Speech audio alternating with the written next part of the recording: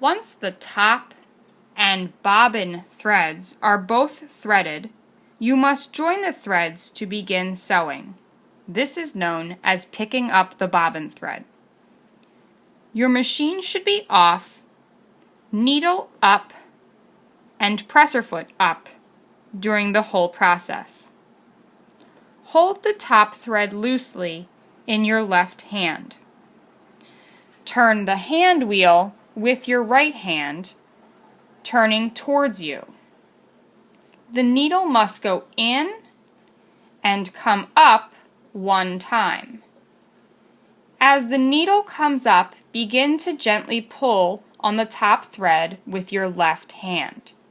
As you do so, the bobbin loop will appear.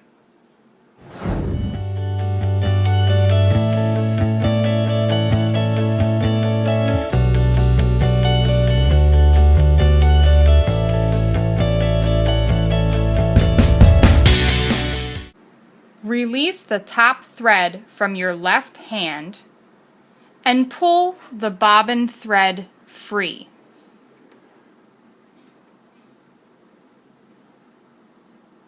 Bring both threads to the front.